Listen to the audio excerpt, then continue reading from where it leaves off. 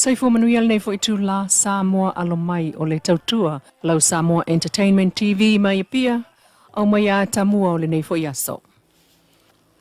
E lo su fai tu la le ale ai ai se sao le itu malo sanga ngatasi le fono al palmene o fa asolo neil fa tala no ino le tala le tupe fa so soa lu olua lima lu olua ono. Ina ua polo i ai ele fonga fetalai o le motel fai pule le itu malo sanga ngatasi lo au sola ma le malo ke neti sio o le HRPP e tu ua le mota fono. A fua lea fai unga ina ua mawane isu e ngā le mota o le leo o lo au lea na la fo le faa upunga ake se itu lou. A o sau noa le fionga le sui pale mia to e lupe po muli nuku one semo faa tatau tonu lava i le tā ua o a mio tau pulea i tonu le pale mene. Fai mai lau sau noanga o mai, a fo lau sau noanga? Ia ale fogu tu le mai le sunga le fionga le ri sui pale mia. Ia o pe o fōringa mai o. Bole anga se tala o fai. Ia me vi tau o ula o matanga o fionga. Ia o tala fato ina. Ia o lape foi o lau ngai risi taimi lau a fionga fongu talai. E le si anganga lea tau te mai tau mai ano o whawhetai mo. Ia, whao mai launga.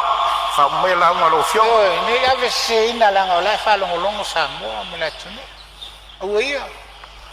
Tele le urunga ma. Te le urunga le tu langa. Le fionga le. O bengo sava no. Ia, lo fionga supan. Tai, le ai le pea no tau whaia. Sa matu tu alalo. Ile whaia. Alanga sa sau noa le. Fionga ia e au. Ma se foi le sunga le whawhenga inga. Ile mamalu. Oi, ai amatatu le palemene. Pei tai ol fatu senga le faipule o sanga ngatasi mai ia tau le palemene o le la su wanga ma le faipule i ona autafa. Na fai iai, ai le o le sui palemia. Lau fionga fonga talai. Pei voi ona tā wheloa ia. O le nganga le nā. E le whatau te e foi. Ia le sui fono e tu sai ma lau whai unga le nei tai ao. Ia ai awa ona o asu atu vai malu puenga.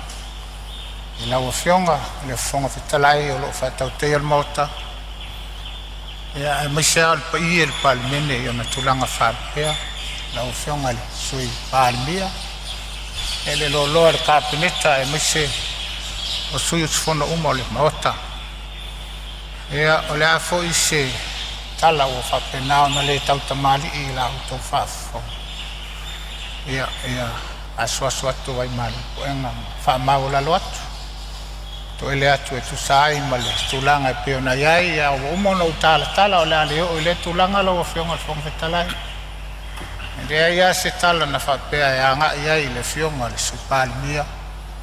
Ia ono suanga foi e peo na iai le tofi ia pol fai pule o fale ate tolu. Ia ilana tu musu foi masua. Ia peo whapena ona. Avato e foi se whamutalanga ia te ia ai ngalo ai o lo whapena ona ola. Ia le tātou mea whaleo te leo. Ono lea lau a fionga. Ia o te talia maleanganga ma o lalo. Ia lau whai unga o whai le nei tai ao le whai. O le tāua o le ngangana wha au ngai pe ona whautua le whangwhetalai o se whaataita inga tāla whenga iai e whaia e pe o le whaiwhi au, mai le ti a kono, mai le taitai, ma whaipule. O le tātou tala tuli loa. Wa toi te tala i tua le li ma le tamaita i whaasara lau Samoa le na tau fia e leo i le vavea o le asungofua, ana nafi. O le to alua lea e ana le porkalame, o le maota Samoa vi inga o le atua, i lungo le Facebook mai au se talia. Peitai, i le tali mai le fionga le komsina o le teiminei. Alem tanga aluenga o leo le Acting Police Commissioner le atau afamsanga Samuelu afamsanga, ina ua tātou fesilingia. E fo i atu i le fono al palemene na nafi, ua tatala i tua ina ua alu atu le stala. Ai masalo po le sefulu, i le tae ao, po le tolu i le awauli, o taimi lava na e alu atu le stala i le ofisa o leo. Mai ua atofa i nei le aso sultasi o Novema, o le masina fau, e tula i ai mo le taimi mua le whaamsinonga. Ai o le li i whaasala lau.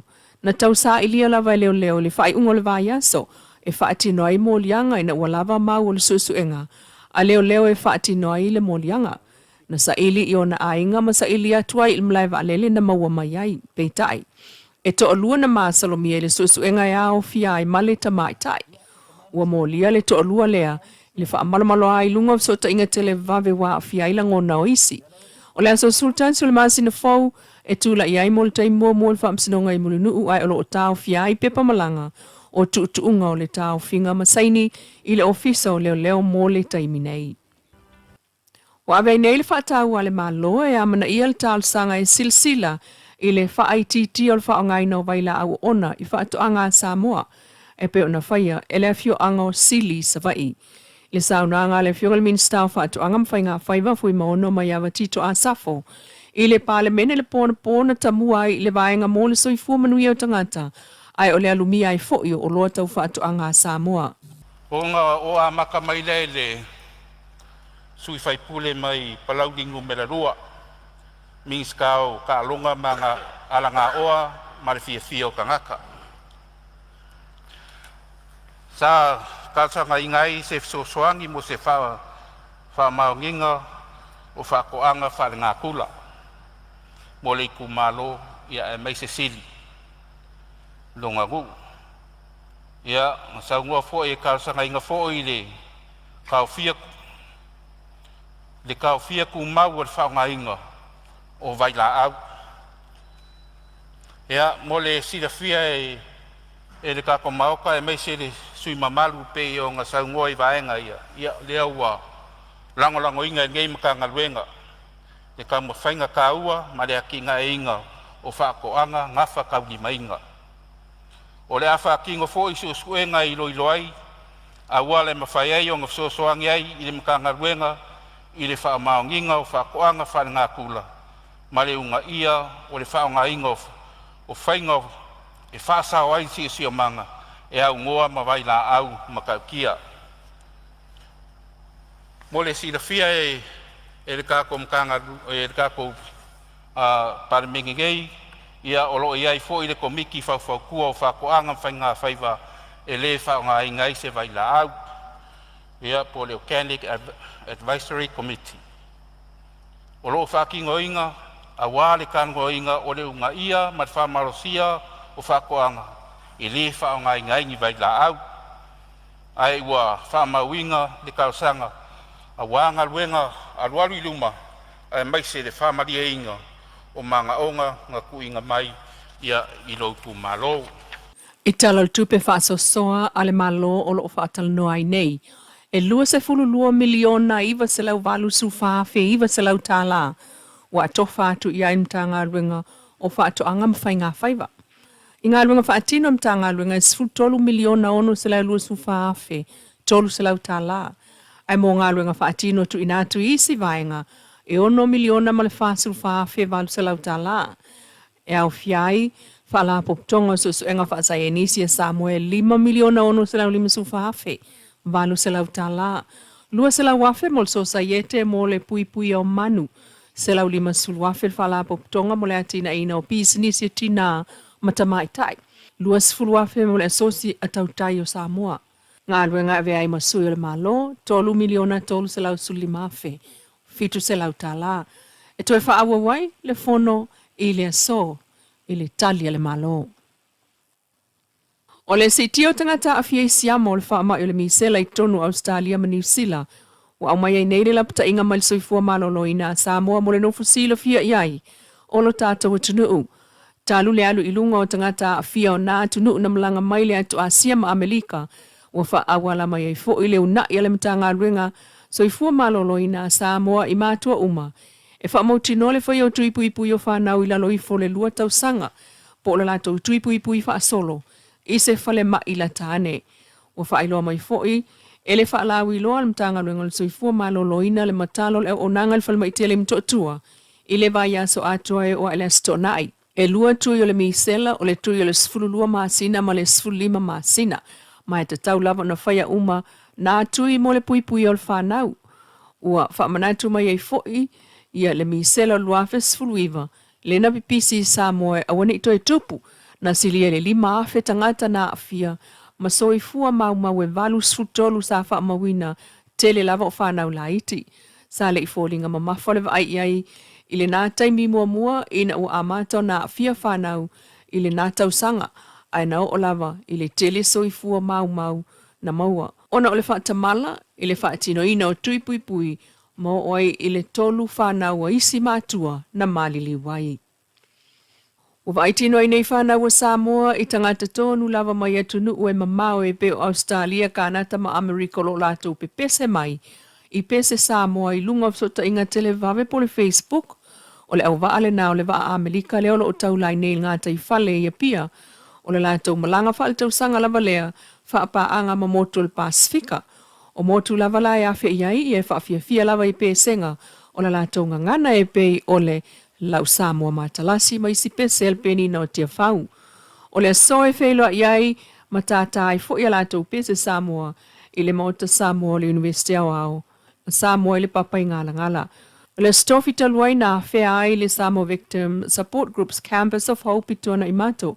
Aso to na isa whaafia i le whakasa holi songi i le taimi o polkalame whaasoifua maloloina. Sava ai ei fofonga po mata manifo.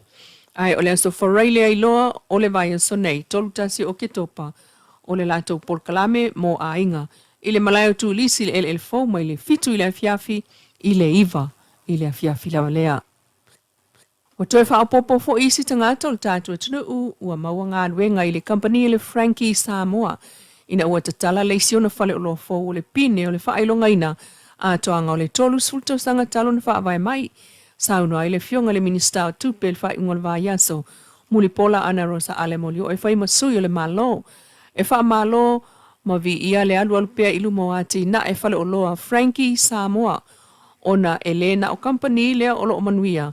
Ua tau le leia atua i fo i matulanga tau pisinisi ulu tātua tunu. Mai le whale o loa la ititi na amatai i funga lei Frankie. Ma le o loa si atua. Ai ua wha atolo atua i ne isi tau tua. Pei o loa fau fale o le whaatoanga moa, fuala au e tuto mai le vai, ma tau mawhanga osi. O le ngawhatia o le tau ana o loa e a fuai, le alumia ma te le ai lava a inga la tau te whao ngala na au aunanga.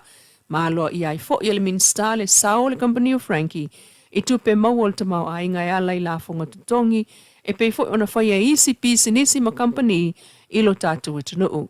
E tu so le iwa se lau le o whai ngā ringa e au fiai malisilia le valu se lau, tangata o Samoa. O awa Atamua nao le nei aso le au nanga whai pea a le Samoa Entertainment TV mai a pia. Whapoponga te milaval nei le aso atai au, ai wha soifua iau.